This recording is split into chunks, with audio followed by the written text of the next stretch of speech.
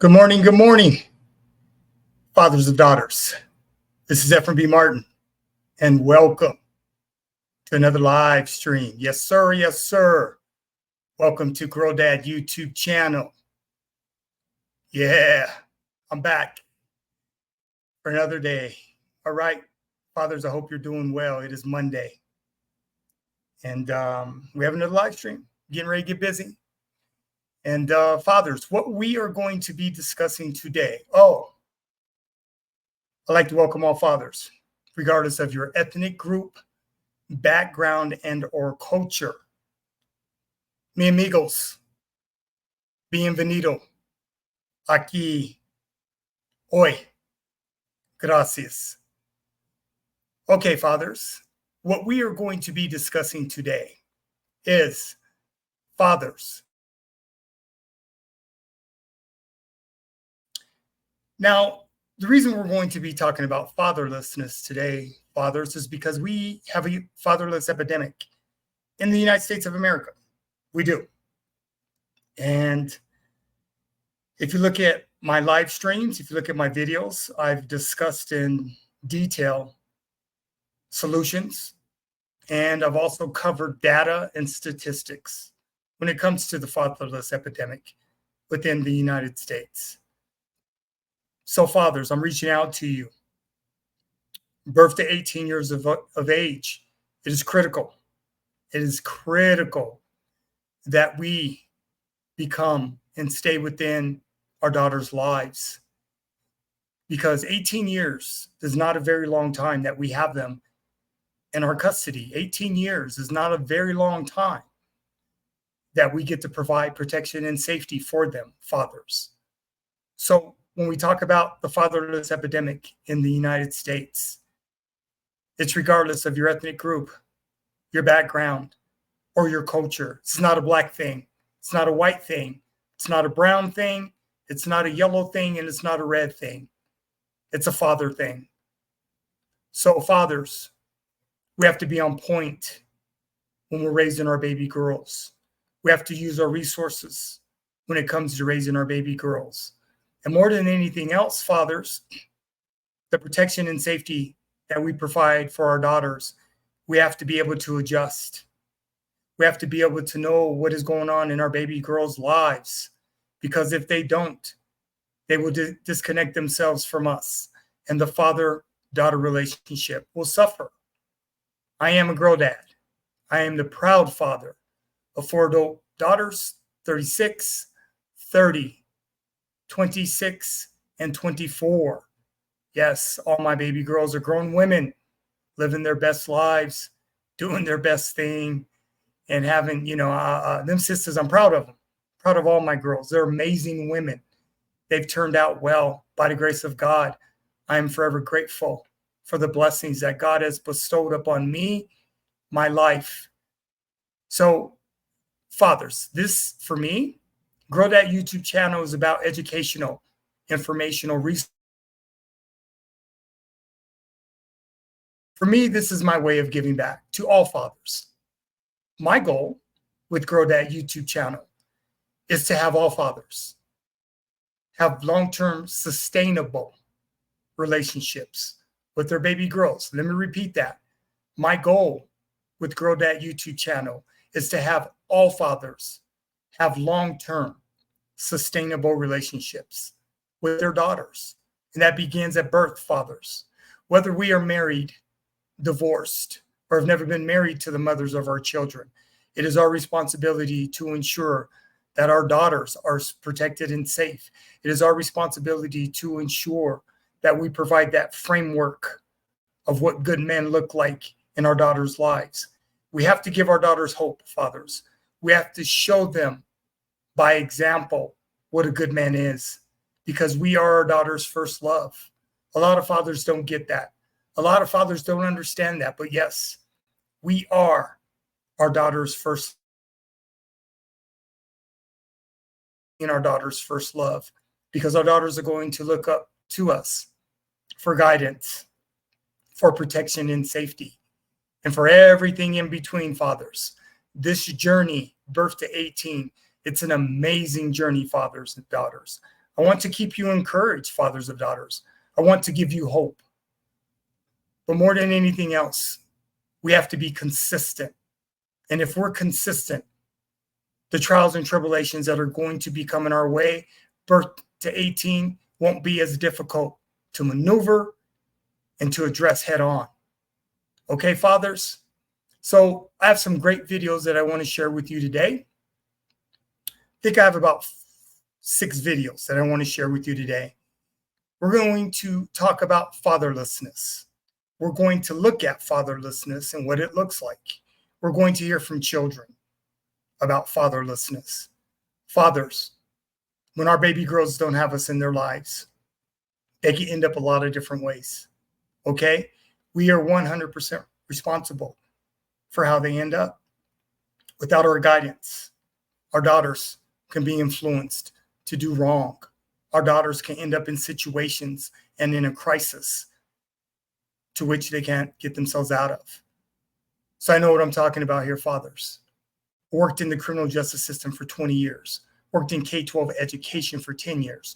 30 years I worked with kids and their families. I've worked with thousands of children over a 30-year period. Feel good about it. Actually, I feel great about it. I've learned a lot from young people. I put my trust in young people because I know there's hope with our baby girls. So fathers, I want to extend my hand to you. I have an incredible YouTube channel, Grow Dad YouTube channel. It may not be for all fathers, but for those fathers that I can reach, feel free to use the available resources that I provide. And also, fathers, always do your own research. Okay? Doing our own research is very, very important. Let me explain why. When we do our own research, what we're going to do is we're going to end up exploring and we're going to end up finding data. We're going to end up finding statistics. And then we're going to find solutions within the data and statistics that we come across. It's always good to cross-reference and cross-check all the information that is available to us. I didn't have a lot of this information available to me when my baby girls were little. So I'm very grateful and I'm very thankful to YouTube. YouTube is an incredible source. Social media is an incredible source. But you have to do your research, fathers, and you have to be objective when doing your research, okay? So I want to commend all fathers of baby girls, all right? You got to hang in there. I know some days there may not seem like there's light at the end of the tunnel, but at the end of the day, our baby girls are looking to us. They need us. We have to be consistent fathers. All right, fathers. So let's dive into these videos.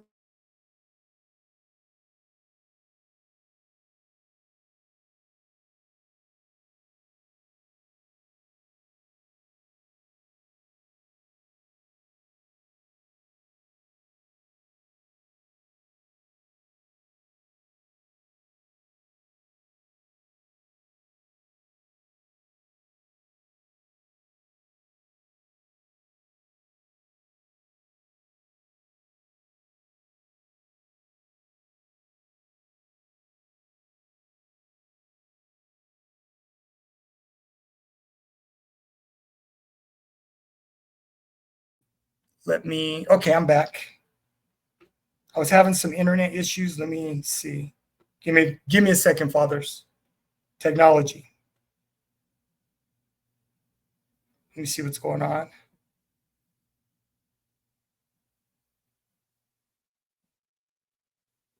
Okay. Let me see here.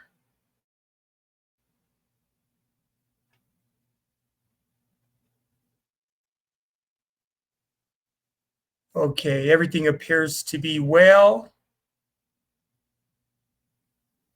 Okay, let me do one more check, fathers. I apologize.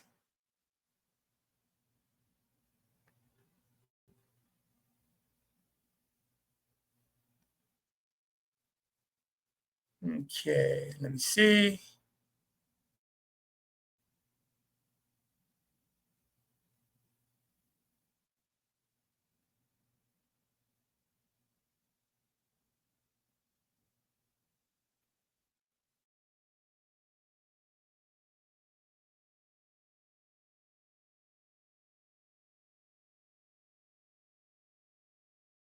Again, I'm coming in, I'm coming out.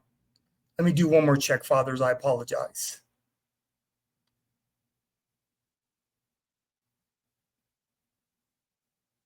Let me do one more check.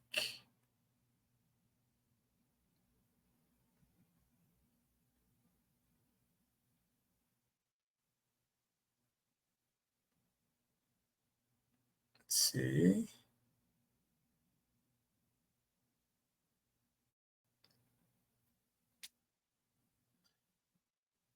Okay.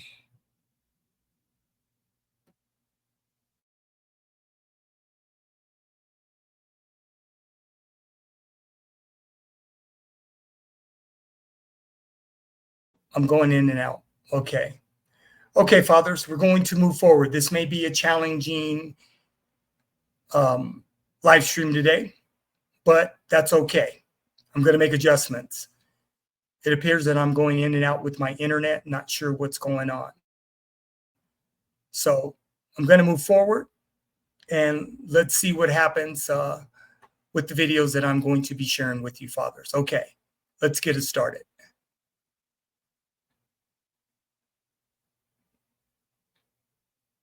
First video, fathers.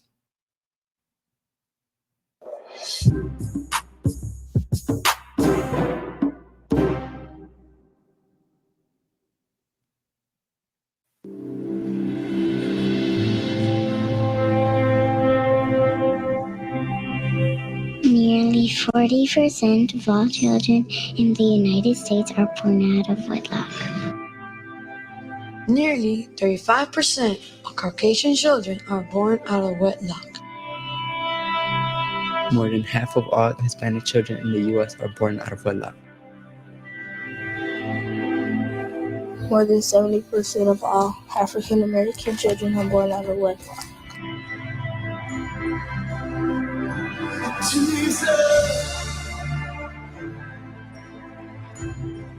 One out of 3 children in America live in homes without their biological fathers. This means 24 million kids are growing up in homes without their dads.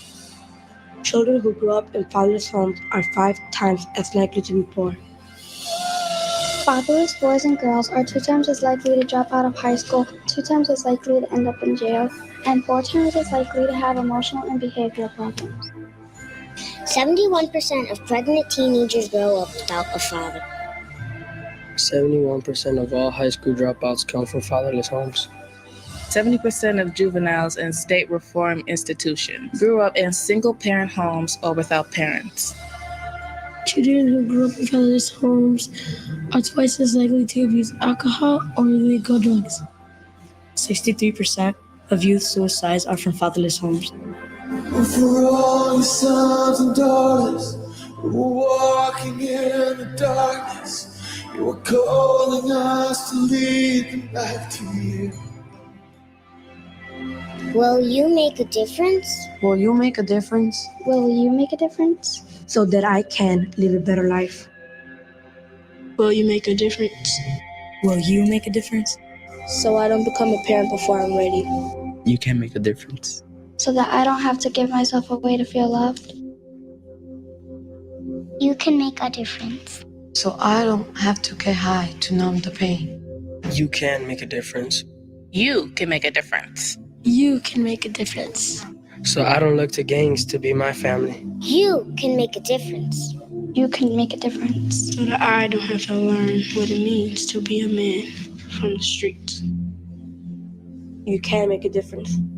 You can make a difference. You can make a difference. So that I can experience the love of Christ. Fix these words of mine in your hearts and minds. Teach them to your children. Talking about them when you sit at home and when you walk along the road. When you lie down and when you get up. Deuteronomy 11, 18, and 19.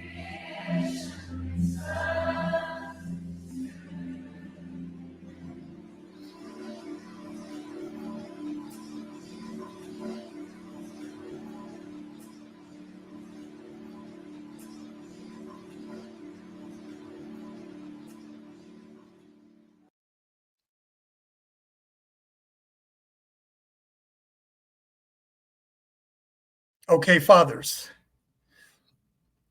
One of the things that I'm making sure here at Grow That YouTube channel is I'm going to make sure that I'm going to provide statistics and data for you fathers. And the reason that I do that is because I want you to do your own research, fathers. Okay. I want you to cross-check myself as well as what is being provided to you through education.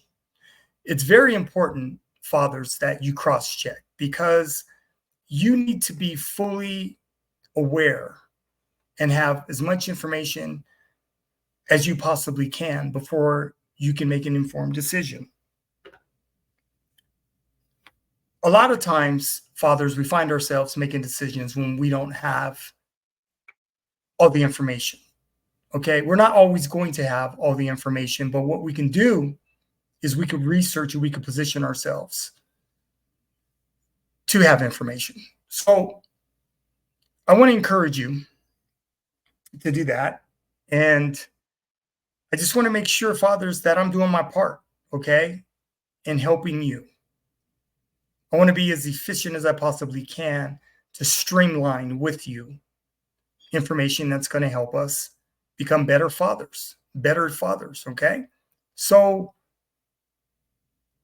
statistics and data are very, very important because it's a timeline.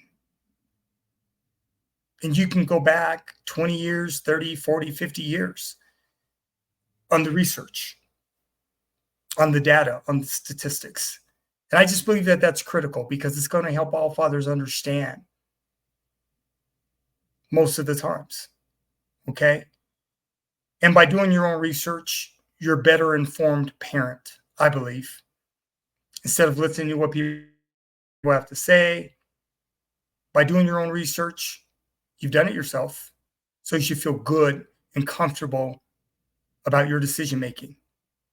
I didn't have a lot of these tools in front of me when I was raising my baby girls. So like I said, I'm grateful and thankful to YouTube that it's available to me now. So when I do the research and I share the educational and informational resources to all fathers through instruction, I spend a few hours doing the research. I make sure I look at all the videos 2 to 3 times before I present to you fathers. Okay? So, okay, fathers, that was the first video. Second video, this is another video. It's going to be showcasing data and statistics as well. Okay? Let me get it set up, fathers.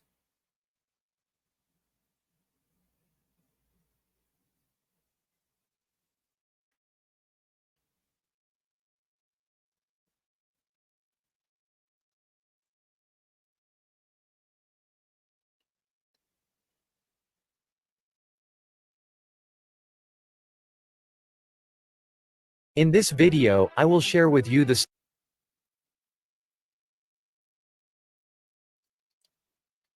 Okay, fathers, video number 2. In this video, I will share with you the statistical data indicating how a fatherless child is in danger. 63% of youth suicides are from fatherless homes, U.S. Department of Health census, 5 times the average. 90% of all homeless and runaway children are from fatherless homes, 32 times the average.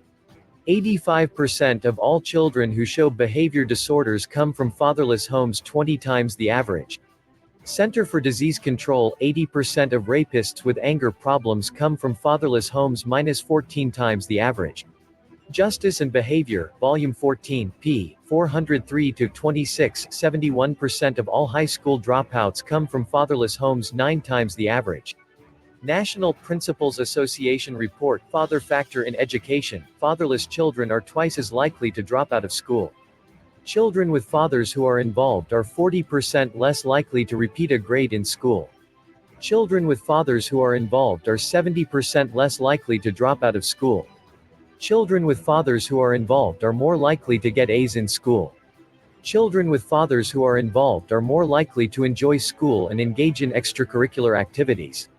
75% of all adolescent patients in chemical abuse centers come from fatherless homes, 10 times the average. Father factor in drug and alcohol abuse. Researchers at Columbia University found that children living in two-parent household with a poor relationship with their father are 68% more likely to smoke, drink, or use drugs compared to all teens in two-parent households. Teens in single-mother households are at a 30% higher risk than those in two-parent households. 70% of youths in state-operated institutions come from fatherless homes, 9 times the average.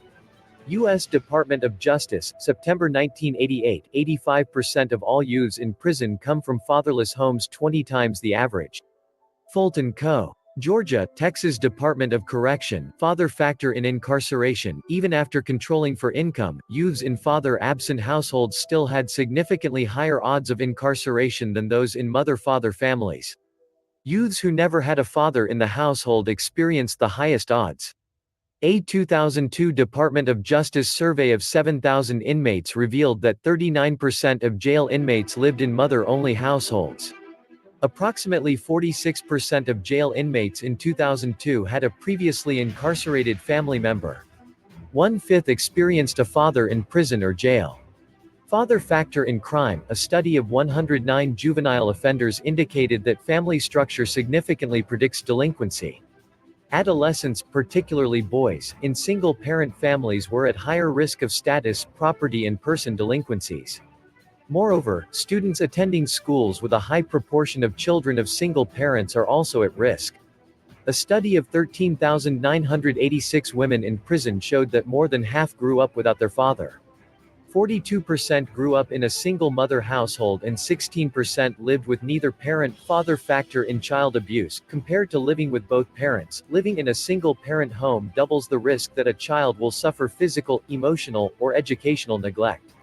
The overall rate of child abuse and neglect in single-parent households is 27.3 children per 1,000, whereas the rate of overall maltreatment in two-parent households is 15.5 per 1,000.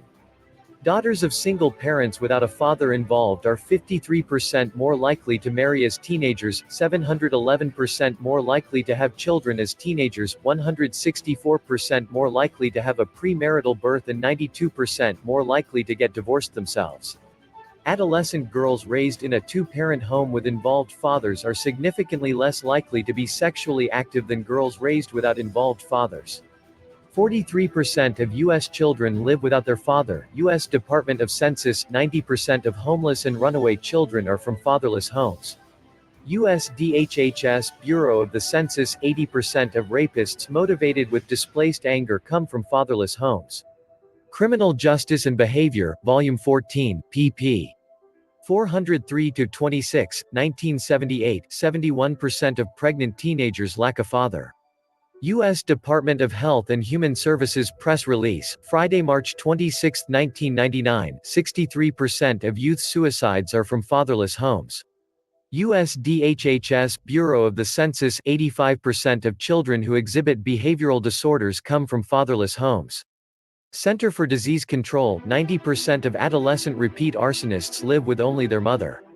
Ray Herbert, Dousing the Kindlers, Psychology Today, January, 1985, p. 28. 71% of high school dropouts come from fatherless homes. National Principals Association report on the state of high schools. 75% of adolescent patients in chemical abuse centers come from fatherless homes. Rainbow's F for All God's Children. 70% of juveniles in state-operated institutions have no father. U.S. Department of Justice, Special Report, September 1988, 85% of youths in prisons grew up in a fatherless home. Fulton County, Georgia jail populations, Texas Department of Corrections, 1992, fatherless boys and girls are twice as likely to drop out of high school, twice as likely to end up in jail, 4 times more likely to need help for emotional or behavioral problems. U.S. DHHS News Release, March 26, 1999, Census Fatherhood Statistics. 64.3 million, estimated number of fathers across the nation. 26.5 million, number of fathers who are part of married couple families with their own children under the age of 18. Among these fathers, 22% are raising 3 or more of their own children under 18 years old, among married couple family households only. 2% live in the home of a relative or a non-relative. 2.5 million, number of single fathers, up from 400,000 in 1970. Currently, among single parents living with their children, 18% are men. Among these fathers, 8% are raising 3 or more of their own children under 18 years old. 42% are divorced, 38% have never married, 16% are separated and 4% are widowed. The percentages of those divorced and never married are not significantly different from one another. 16% live in the home of a relative or a non-relative. 27% have an annual family income of $50,000 or more. 85%, among the 30.2 million fathers living with children younger than 18, the percentage who lived with their biological children only.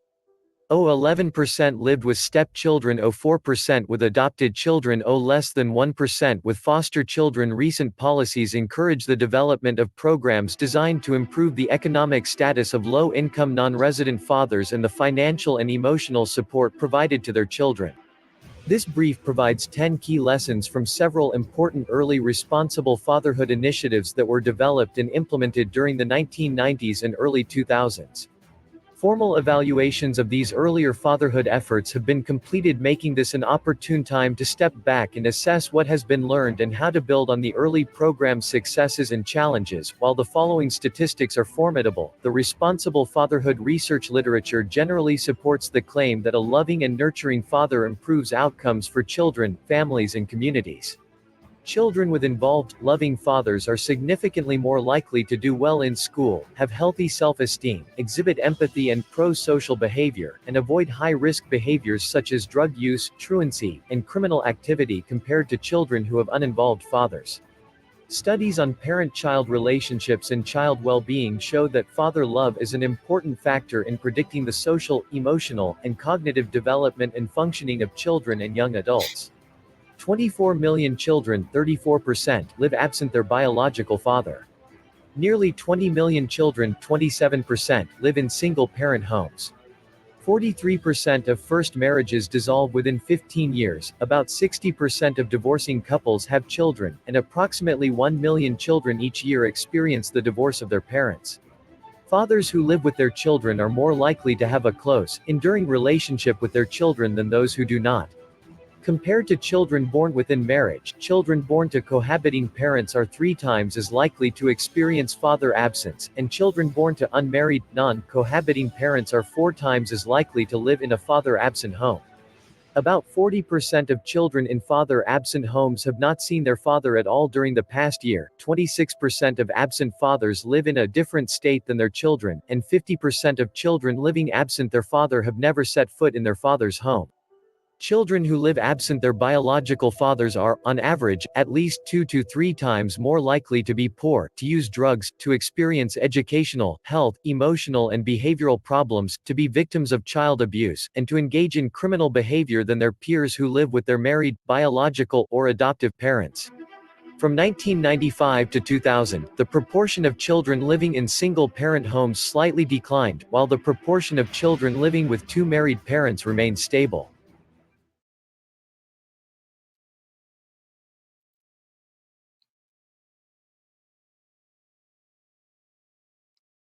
Okay, fathers, excuse me. What are your thoughts on that video? Great statistics and data. Feel free, fathers, to always do your own research. As you can see from that video, it goes back 20 to 30 years on statistics and data, all the way up to current, which would probably be around 2020, 2021.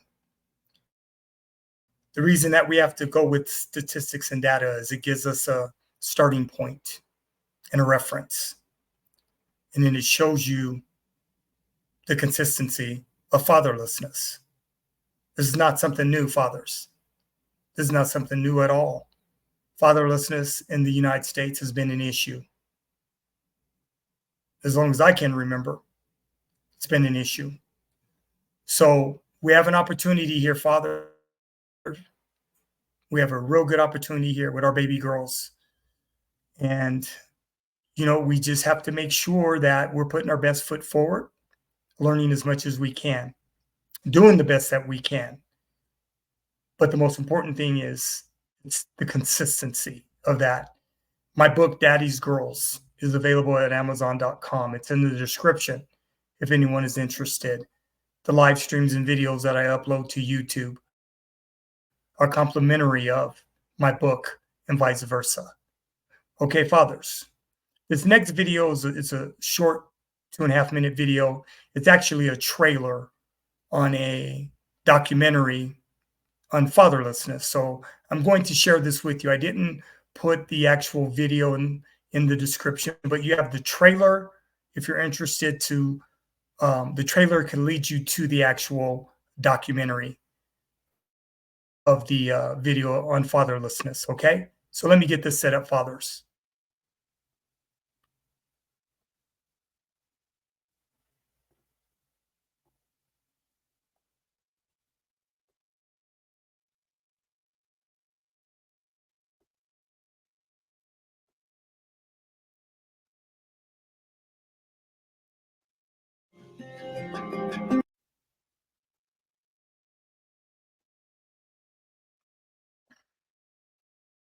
Okay, fathers, video number 3.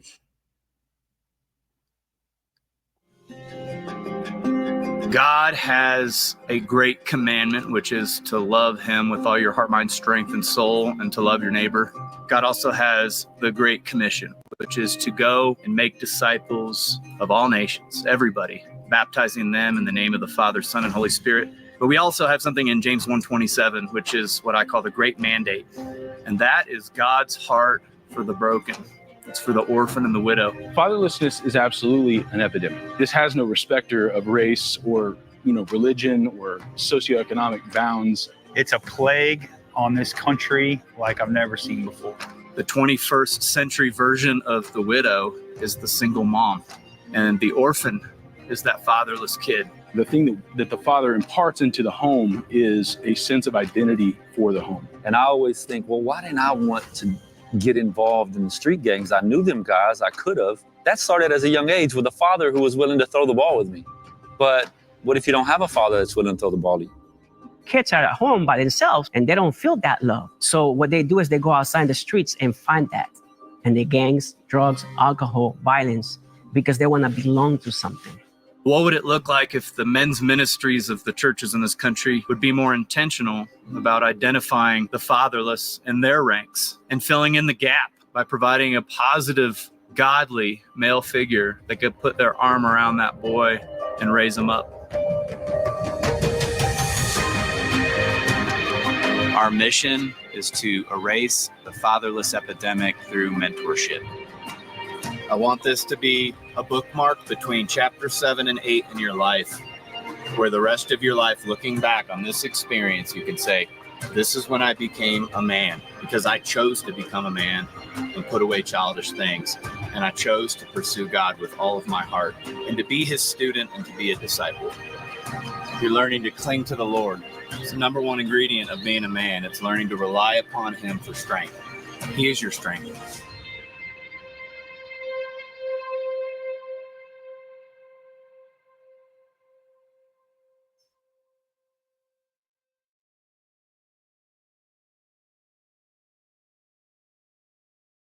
Okay, fathers, I just wanted to share that because I do know I have an audience of religious and fathers, and I just want to make sure that when I provide information through education and information through instruction is that I welcome all fathers. Okay, I don't have a problem with religion. I don't have a problem with spirituality. And when I am doing my research, when I'm coming across these incredible videos, I will share them with all fathers, and hopefully they can impact you. I thought that was a great trailer when I was doing my research, because my experience of being a probation officer, working in the criminal justice system for 20 years, and K-12 education for 10 years, so many of our children are disconnected spiritually. And they've never been introduced to God, and they've never been introduced to the church. And the church and God is not a bad thing. I know the world will have you thinking differently, but God and church are not a bad thing. And for me, spirituality is one of the keys to success in the guidance of our children. I believe that most children, if they were connected spiritually, a lot of them would make better decisions. A lot of them would have a lot more hope. That's just my opinion. So when I come across videos that I feel are going to help fathers become better men, help fathers become better fathers, I'm going to share them. I have no problem sharing them. And like I said, YouTube has everything. There's so much information. There's so many videos that I don't get to share because it's a matter of default of elimination. I can only provide you with so much information, but YouTube is a great source, fathers. So I encourage you, like I said, always do your own research, fathers. Please do. There's an abundance of resources that are available to us today in 2024. So I want to encourage that. Okay, fathers. This next video I'm about to share with you is it's a short film by a couple of young people speaking about their journey being fatherless. It was made, I believe, in 2013, somewhere around there. Anyway, it's in the description. I wanted to share it because these are actual young people talking about their experience as being fatherless through their lens, through their experience. I want to share with you, fathers. Okay, let me get it set up, fathers.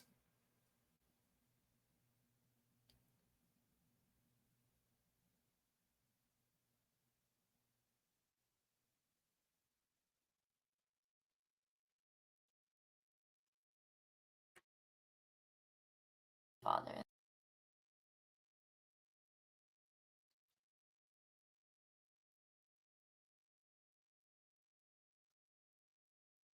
Okay, fathers, next video.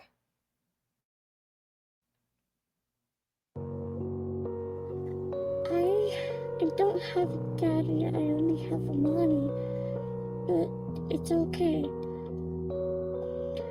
But sometimes I wish I had a daddy, because I see my friends and they all have daddies and I don't. My name's Javon Young, and I'm 19 years old. My father left when I was 3, right before my sister was born. Maybe a couple months before she was born. And why do you think he left? I think he left because I don't think he could handle the pressure. 2 kids, plus his mouth to feed, plus my mom. Maybe the stress got to him. My name is Sunny Baker, and I'm 18 years old. My father left me at 3 years old. I got taken away due to drugs. I think it has a big impact on my life because I haven't had a father figure, and every kid needs a father figure, I think, because of discipline. I feel it's easier on a family to have both a mother and a father. You don't have a father, and it's like, who can you talk to about guys or get advice? I mean, I don't know what guys are like because I don't have a dad in my life, so I don't know what they like. I don't know what to talk about with them. Makes me want to cry sometimes. I am Kinsey and I am 6 years old. I don't have a daddy, I only have a mommy, but it's okay. But sometimes I wish I had a daddy, because I see my friends and they all have daddies and I don't. Growing up without a father is rugged at times, but you get used to it. You get picked on a little bit. You only know one side of your family, and you always wonder why you don't have a dad. So how has your mother played a part in your life? She had a big impact on my life for a while, and then we just don't really talk that much anymore. My stepdad, he was kind of like my father figure until he started getting like creepy. And how has that affected you? That has affected me a lot because it's like weird. I don't even want to go hang out with my mom or be around her because he's always there, and I feel like it freaks me out. The way it's affected my mom is by putting a lot of stress on her shoulders. She's the only caretaker, the only paycheck. She has to worry about all the bills plus feeding other mouths other than hers. Basically, it's just make her go crazy. Her should have been more laid back, less stress. She wouldn't look so old and be so young. That had another paycheck coming in as well. It helped her out a lot. I live with mommy and we're happy. I just sometimes I wish I had a daddy. Because I see other kids at school and they have daddies and I just don't. But it's okay. I have a mom. And I love my mom. I just sometimes wish I had a dad. I don't know where he is. I don't remember. I look for him, but I don't find him. And I ask my mom, and she gets sad. I just want to know where my dad is. Oh, they're sad. They're really sad. My dad had this girlfriend, and she abused me. She beat me with a tennis racket and told my dad I fell off a swing. She tried to get her snake to kill me. She tried to drown me in the bathtub. She would starve me, and she'd like have her kids eat in front of me and stuff. And then all that happened, and I got taken away, and I lived with my grandma. And then I lived with her for a while, and then she died. She was my best friend, and it was like really sad. I took her last breath in my arms, and it was really sad. And then I moved with my mom, and then she got this boyfriend, and then she just kind of neglected all of her kids. So now it's like I have nothing. I just live by myself. My little puppy. I just don't have it. I feel like having a bad father and having no father is totally different things. Because a person with a dad still has a dad. Even though he may have been a bad dad, he still has one. And the guy with no father. I don't have a daddy, I only have a mommy. But it's okay. But sometimes I wish I had a daddy. Because I see my friends and they all have daddies and I don't. My name's Javon Young, and I'm 19 years old. My father left when I was 3, right before my sister was born. Maybe a couple months before she was born. And why do you think he left? I think he left because I don't think he could handle the pressure. 2 kids, plus his mouth to feed, plus my mom. Maybe the stress got to him. My name is Sunny Baker, and I'm 18 years old. My father left me at 3 years old. I got taken away due to drugs. I think it has a big impact on my life because I haven't had a father figure, and every kid needs a father figure, I think, because of discipline. I feel it's easier on a family to have both a mother and a father. If you don't have a father, then it's like, well, who can you talk to about guys or get advice from? I mean, I don't know what guys are like because I don't have a dad in my life, so I don't know what they like. I don't know what to talk about with them. Makes me want to cry sometimes. I am Kinsey and I am 6 years old. I don't have a daddy, I only have a mommy. But it's okay. But sometimes I wish I had a daddy. Because I see my friends and they all have daddies and I don't. Growing up without a father is rugged at times, but you get used to it. You get picked on a little bit. You only know one side of your family. And you always wonder why you don't have a dad. So how has your mother played a part in your life? She had a big impact on my life for a while, and then we just don't really talk that much anymore. My stepdad, he was kind of like my father figure until he started getting like creepy. Yeah. And how has that affected you? That has affected me a lot because it's like weird. I don't even want to go hang out with my mom or be around her because he's always there, and I feel like it freaks me out. The way it's affected my mom is just by putting a lot of stress on her shoulders. She's the only caretaker, the only paycheck. She has to worry about all the bills plus feeding other mouths other than hers. Basically, it's just made her go crazy. Her should have been more laid back, less stress. She wouldn't look so old and be so young. Then I had another paycheck coming in as well. It helped her out a lot. I live with Mommy and we're happy. I just sometimes I wish I had a daddy. Because I see other kids at school and they have daddies and I just don't. But it's okay. I have a mom. And I love my mom. I just sometimes wish I had a dad. I don't know where he is.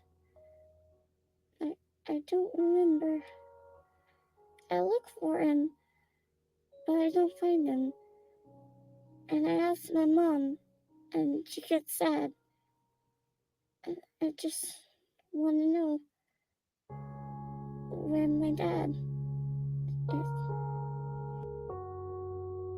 They're sad. They're really sad. My dad had this girlfriend, and she abused me. She beat me with a tennis racket and told my dad I fell off a swing. She tried to get her snake to kill me. She tried to drown me in the bathtub. She would starve me, and she'd like have her kids eat in front of me and stuff. And then all that happened, and I got taken away, and I lived with my grandma. And then I lived with her for a while, and then she died. She was my best friend, and it was like really sad. Took her last breath in my arms, and it was really sad. And then I moved with my mom, and then she got this boyfriend, and then she just kind of neglected all of her kids. So now it's like I have nothing. I just live by myself. My little puppy. I just don't have it. I feel like having a bad father and having no father is totally different things.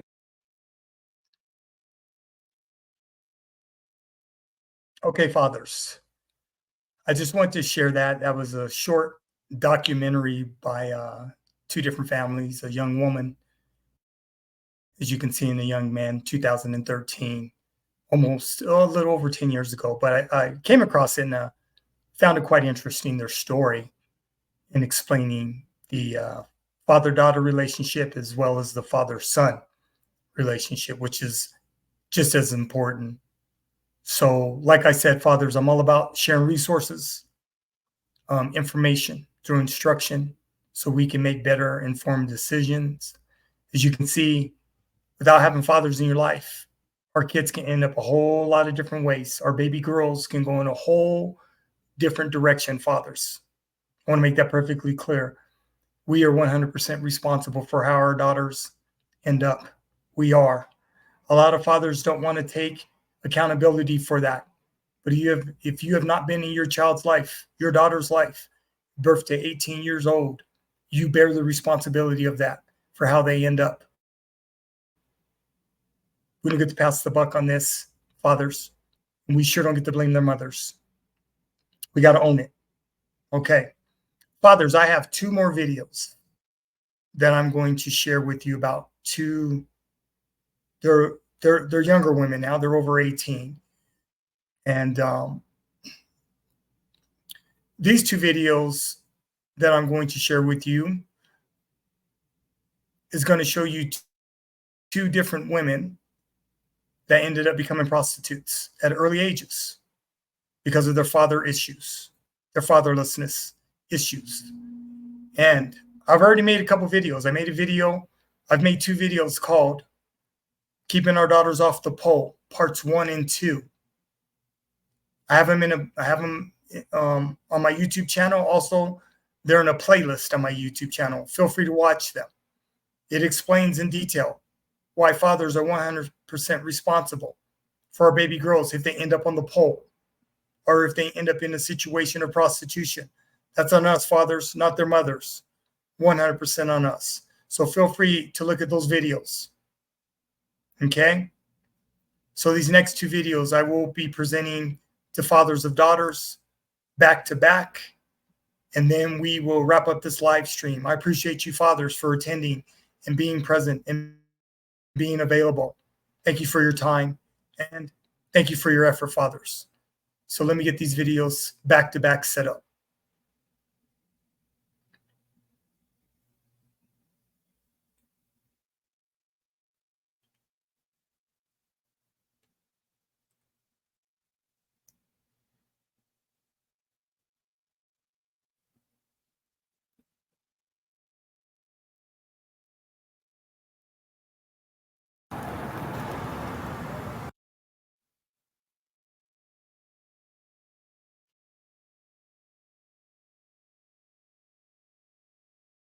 Okay, fathers, here are the last 2 videos, back to back.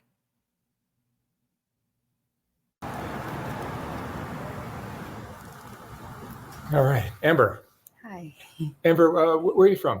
I'm from Sacramento, California. Sacramento. Mm-hmm. And tell me about your family. You had both your parents growing up? No, I grew up with my grandparents. I was raised by my grandmother, my auntie, and my uncle. Where was mom and dad? My mom, she grew up on the streets. She got into drugs at like the age of 9. Wow. I guess the first time and she hasn't been right since. And I'm surprised she had kids, but she had us, and then my grandma raised us, and my mom, she's been, on the streets, still on the streets to this day. And dad? I really don't know too much of my dad.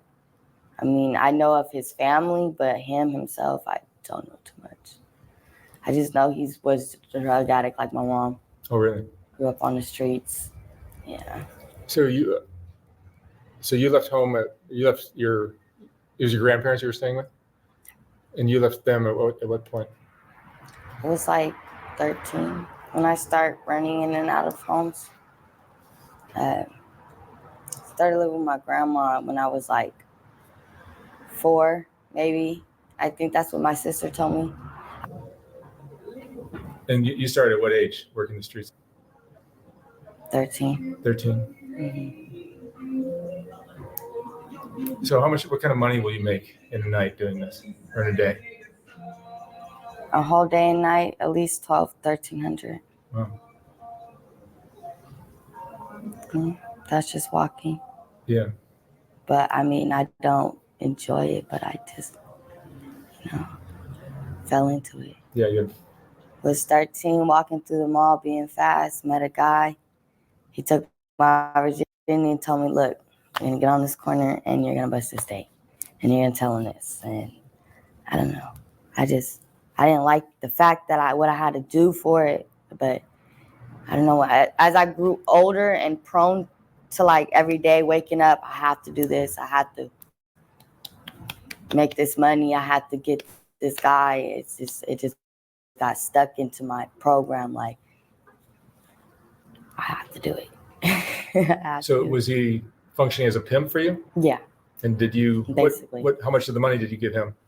All of it. All of it. As a pimp, you can't get half, you give them all. Yeah. So I didn't like that either. Because it's like, this is my body. I'm doing this, Like, why do I gotta, I don't know.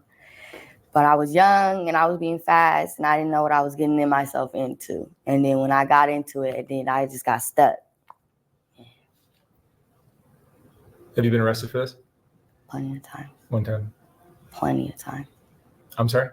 Millions of times. Oh, really? Yeah. I actually just got out of jail from out here on Figueroa, undercovers. I'm fighting a prostitution case with them. They got me on probation. It's just ridiculous. And do you have children of your own? I do.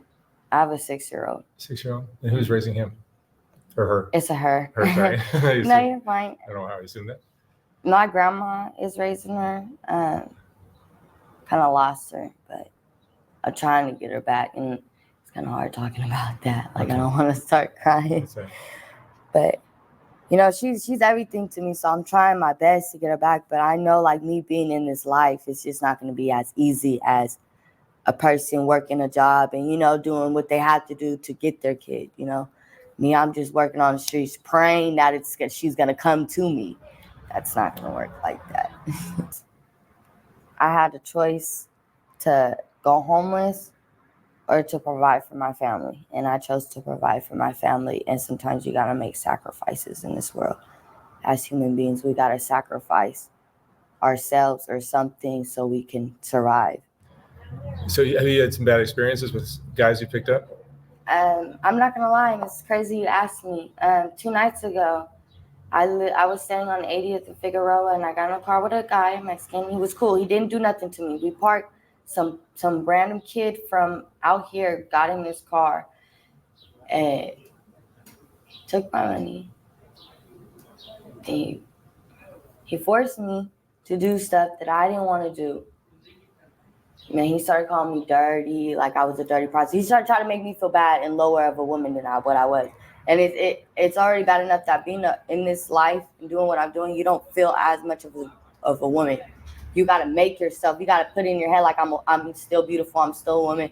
You got to tell yourself, because every day, like, you're going to meet different men. You're having sex with dirty men. Like, you know, you feel less. You're already giving yourself up.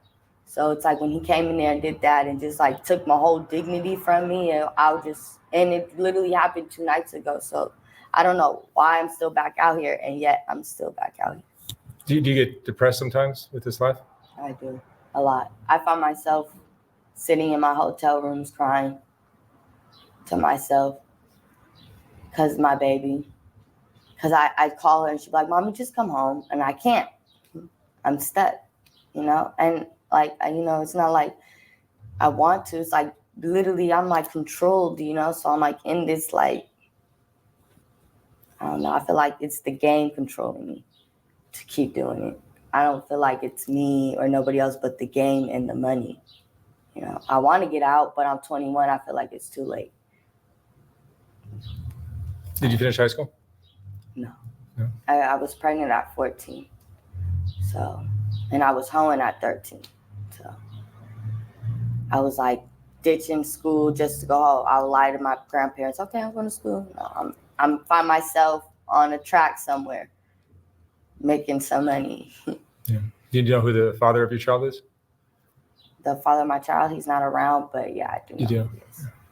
He kind of disappeared because as I grew up and I realized in this game, I don't need a pimp.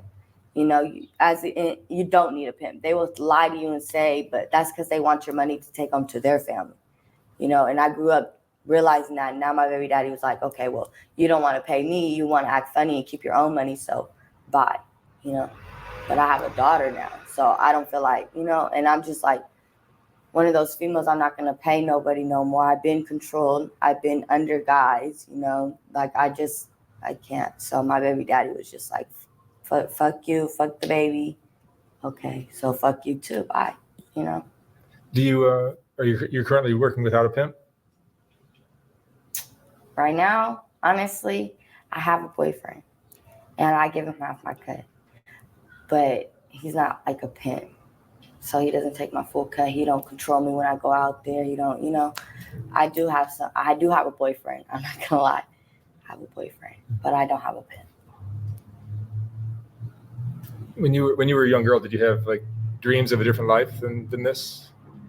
I always dreamed of being like a real estate agent, you know, or a flight attendant, somewhere higher class, like cute, professional. You know, I'm a white girl. Like I grew up with blonde hair. I feel like I should have been behind the desk. That's how I feel in life. I should be on the plane being a flight attendant. I should be flipping houses. You know, I have a good mouthpiece. You know, I could be a lawyer. Like, I really wanted to be a real estate, honestly. Yeah, it's sad how many young women end up working the streets. I mean, like if you see it where you're at, they're all over. I know a couple of girls out here that are younger than me. I'm talking like 16, 15, 17. Yeah. And I preach to them like, get out. It's not what girls, it's not made for everybody. No. It's not. This game is not made for everybody. You got to be a strong woman to survive this, because I've been pistol whipped, I've been shot at, I've been raped, I've been kidnapped through this whole life game. How do you think this life has changed you? You've been doing it for quite a while. I think, honestly, as a person, it made me strong. Because if I never experienced the things that I experienced is going through this life, I probably wouldn't be as strong as I am today. I think it made me a strong woman, because I could still wake up and tell myself, okay, you got this. You're still a good mother. You're still a beautiful woman. You got this, you know? What do you think about your upbringing, your childhood? What do you think, if something was different, might have led you down a very different path than this? Maybe a mom and a dad that wasn't on drugs, that had 2 normal jobs, you know, was willing to raise kids on a normal household and just not on drugs. Yeah. I think that probably would have. That's a big one. Stirred me to the right path, because there have been times where I had to go on the corner to get rent money. My mom blew it all on drugs. And I have 2 sisters. Somebody has to feed them. I had to be the one. Somebody had to be. So you were kind of taking care of your sisters as well? Mm-hmm. And where are your sisters today? They're all in Sacramento. They got jobs now. They're doing their thing. They're doing good. A little different path than you. Way better path than me. Yeah. Way better. But that's what I raised them to do. You know, I didn't want them to have to suffer like me. You know, it's not okay to be out here. It's not.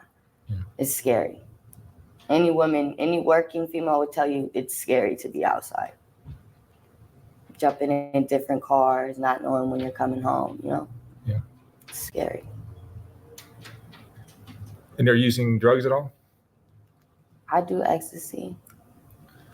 I take ecstasy every day or every other day to keep going, because I work all day and I work all night.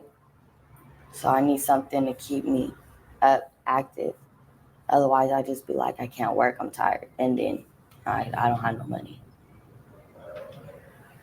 I got to pay for hotel rooms every day. I don't have my own place. So you'll travel around from city to city? Yeah, all cities. All through California.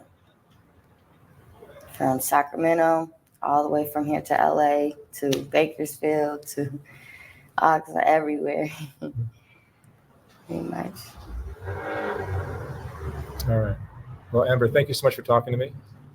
No problem. And good luck with your future. I hope you get to get back together with your kid. Yeah, thank you. I really do too. That's like the biggest goal in life. I appreciate it. Yeah, she needs you. All right, thank you. You're welcome.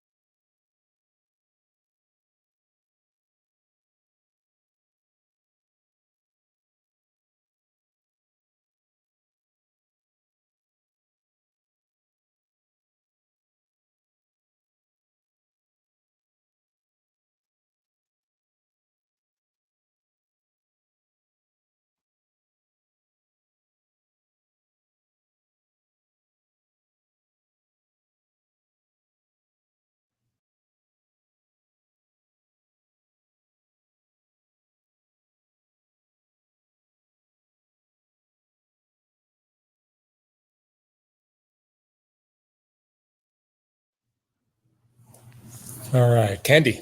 Yes. Candy, where'd you grow up? Where are you from originally? Bakersfield. Bakersfield. Yes. Tell me about your family. You had mom and dad? Yes. How was your childhood? They were fighting a lot in my childhood, so they're not together. And my mom, she's living off the government. I'm not trying to do that. How long you been doing this? Since I was 18. And how old are you now? 22. 22. So back to your childhood, how would you describe it? Horrible. Well, I didn't like it. Like, I didn't like being in the house, babysitting kids all day, not being able to be a young child and go outside and play with other kids. Because you were raising your siblings? Yes. Are you the oldest? No. I got an older brother, but I'm like the oldest girl, so. So it was your job to take care of the rest of your siblings? It was. Any abuse in your childhood? I got whoopings. Got whoopings like with cords and belts and sticks, little sticks. Yeah, but nothing worse than that. Not that that's not horrible. But did you finish high school? Yes. And you guys started doing this at what age? 18. 18. How did that happen? I got pregnant and then I got kicked out the house. So, yeah. So you need to make money. Yep. This started in Bakersfield? No. My friend, it was a friend I had met in high school, and she was telling me like I could come and make money. But then when I got down here, it was a different story. Like she had a pimp with her. So that's how it turned out. So the pimp is what got you started?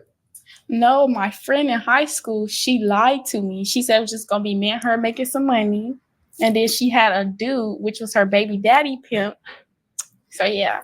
And how did that work out for you? It didn't work out well. Basically, she had me making money for them while she was pregnant. So I'm basically making money for her and his baby. And she was telling me like she was trying to help me, but it didn't go that way. And currently you're working without a pimp or with? Without.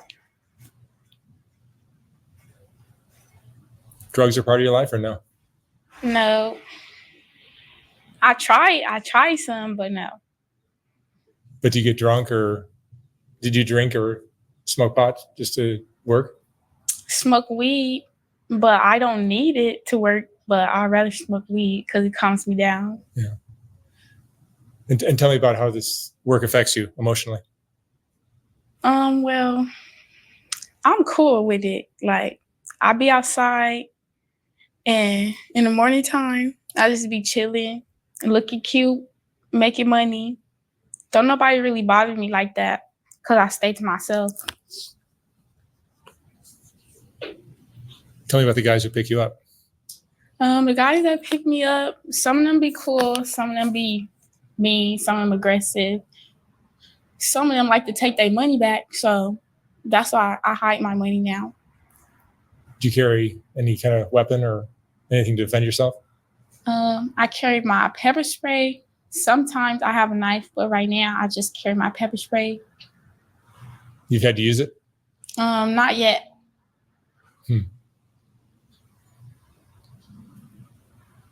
What do you think you've learned about men from doing this? That they're like animals and they lie a lot. They know what they're doing, but they try to act like to us females that we're like stupid, don't know what they're doing.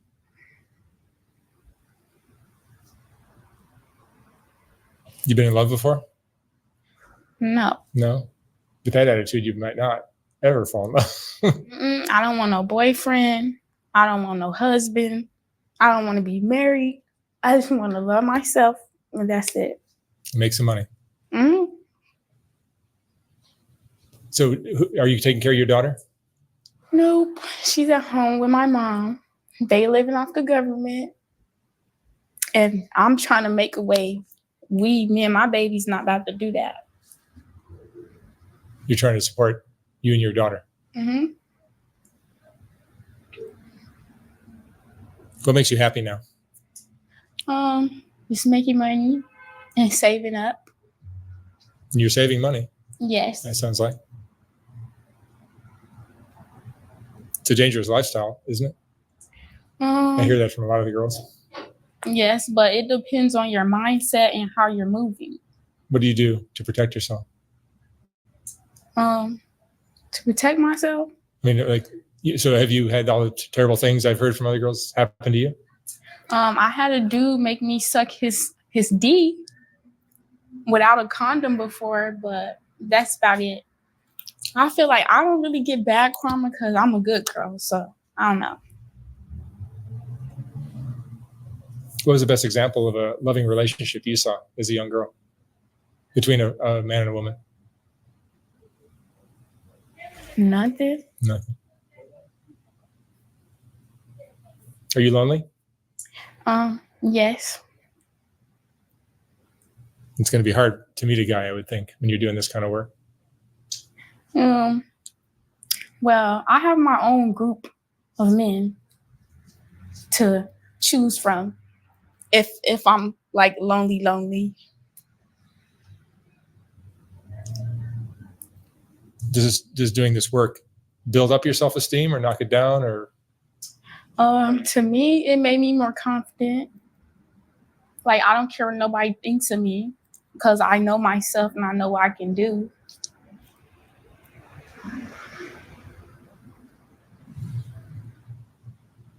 What's the hardest part of this lifestyle for you? Picking your dates because you don't know if they're trying to be weird, trying to kill you or something. There's guys you'll turn down? I just try to go off my intuition. So what kind of things will you see in a guy that'll make you say, no thanks? If he's smoking or drinking, if he been too aggressive, like if he being scary, like he don't want to date me because I look young, I just tell him to go. Like, if he's scared, just go.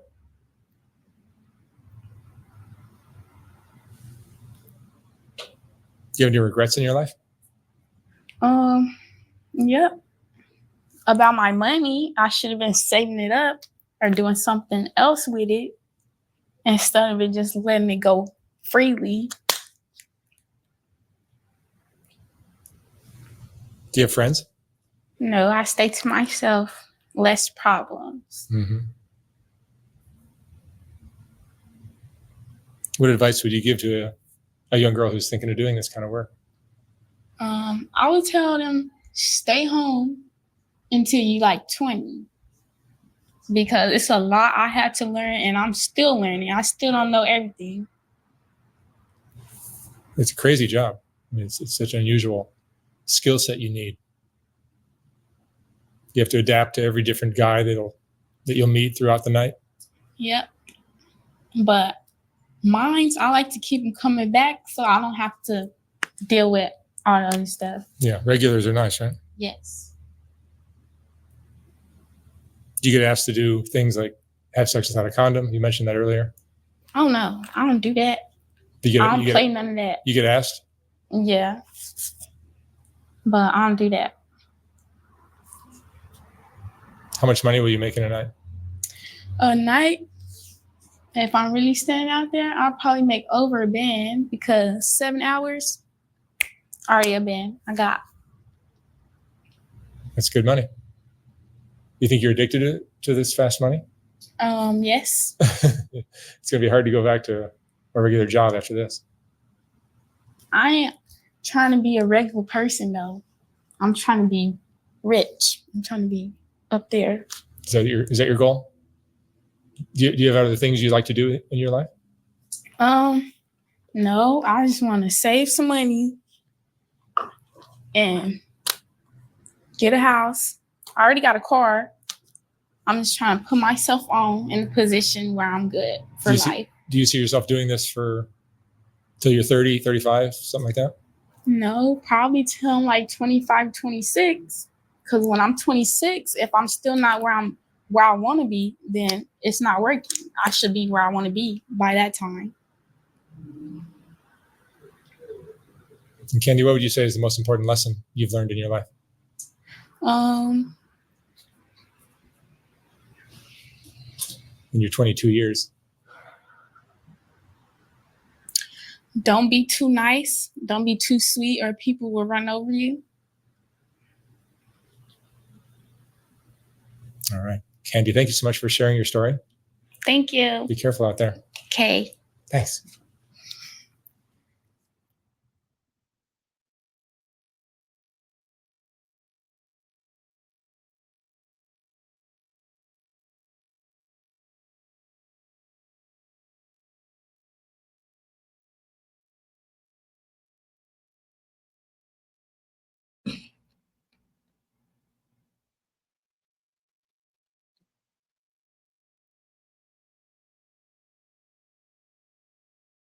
Okay, fathers.